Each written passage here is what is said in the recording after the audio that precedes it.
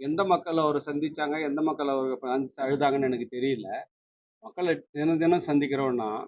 அதனால இந்த அரசியல்ல ஒரு அரசியல் காழ்ப்புணர்ச்சி காரணமா, ஒரு சிலவங்க அவுங்க வெளிய போகணுன்றதுக்காக யார் மேலயாவது எதையாவது பழி சொல்லிட்டு போணும்னு தான் இருக்காங்களே தவிர, பொய்யான ஒரு சில செய்திகள சொல்லி, அதன் மூலமா அரசியல் ஆதாயம் தேட நினைக்கிறாங்களே தவிர, அது மாரி எந்த ஒரு நிகழ்வும் கிடையாது.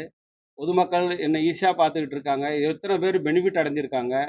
அவரும் 10 வருஷம் அந்த தொகுதியில சட்டமன்ற உறுப்பினரா இருந்திருக்காரு. அவரு எவ்வளோ பேர் பெனிஃபிட் அடைஞ்சிருக்காங்க அவர் காலத்துல. நான் அந்த தொகுதியில சட்டமன்ற உறுப்பினர் ஆன பிறகு, அந்த தொகுதியில எவ்வளோ தொகுதி பெனிஃபிட் அடைஞ்சிருக்கு, எவ்வளோ வளர்ச்சி அடைஞ்சிருக்குன்னு மண்ணாடிப்பட்டு மக்கள கேட்டா தெரியும். யார் அது அவர்கிட்ட அழுதாங்க, யார் போனாங்கன்னு எனக்கு தெரியல.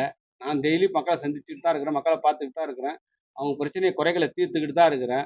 அதனால தேர்தல் வரும்போது அதற்கான முடிவை மக்கள் சொல்லுவார்கள்.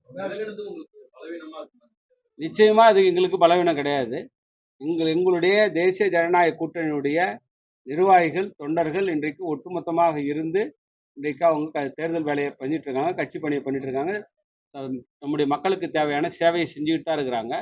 அது எங்களுக்கு எந்த விதத்திலும் எங்களுக்கு பலவீனத்தை ஏற்படுத்தாது.